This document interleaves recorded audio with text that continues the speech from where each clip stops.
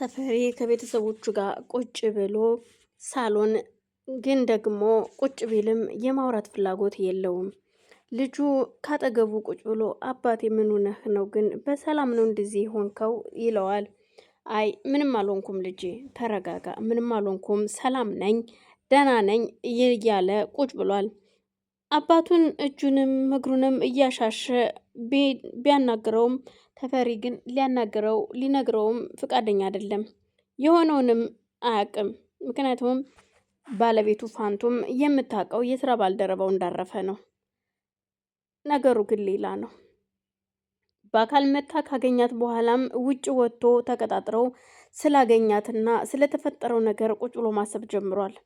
ምክንያቱም ለልጄ ልዑል የኔ ያሳመንኩት እየወደደሽ እንዲኖር በጣም ጥሩ ሰውና መልካም ሰው ናት እናትህ፣ ግን ደግሞ በህይወት የለችም ብዬ ልጄን አሳምኜ አሳድጌዋለሁኝ።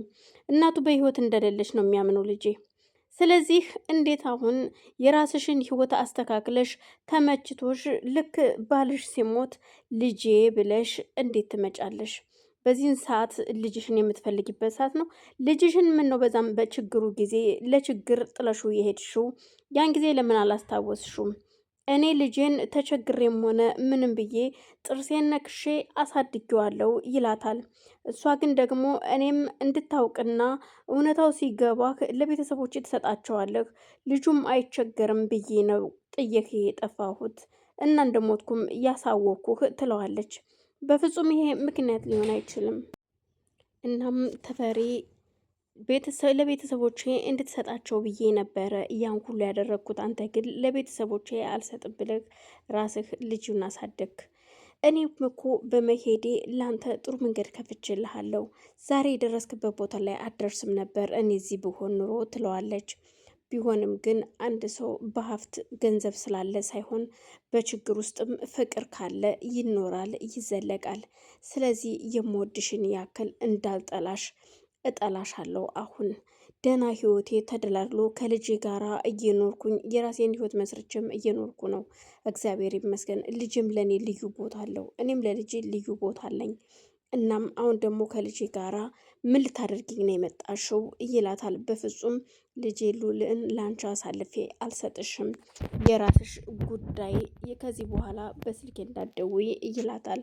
በፍጹም እኔ አሁን በጣም ብዙ ሀብትና ንብረት እያለኝ ሴት ነኝ፣ ሀብታም ነኝ፣ እንደፈለግኩ ማድረግ እችላለሁ። ያገባሁት ባለቤቴም ሙቷል፣ በህይወት የለም። ስለዚህ ንብረቴን ለልጄ ለሉል ማስተላለፍ እፈልጋለሁ፣ ለልጄ ነው ያካበትኩት ስትል ትነግረዋለች።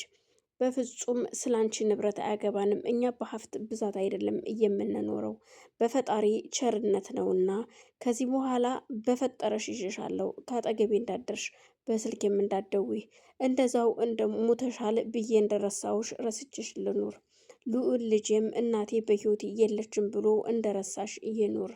በቃ ህይወታችን አትበጥብጭብን፣ ወደ መጣሽበት ተመልሰሽ ሂጂ ብሎ ተነስቶ ሊሄድ ስል እመነኝ ልጄ ሉልን እወስደዋለሁ። ምናልባት መሞቴን ሊያቅ ይችላል፣ ግን ደግሞ እናቱ እስከሆንኩ ድረስ ያቃል፣ ይረዳኛል ስትል ትዝትበታለች። በዛን መሀል እቤት መጥቶ ነበረ። ፋንቱም ግራ ተጋብታ እባክህን ተፈሪ ራስህን አረጋጋ፣ በቃ ሰዎች አይደለን፣ ህይወት ያልፋል፣ ህይወት ይቀጥላል። በቃ የስራ ባልደረባህ ምናልባት መልካም ሰው ሊሆን ይችላል፣ ግን ደግሞ እግዚአብሔር እሱ የስራውን እሱ ይሰጠዋልና አይዞህ፣ እግዚአብሔር አምላክ ነፍሱን ከደጋጎች ጎን ታሳርፍለት ትለዋለች።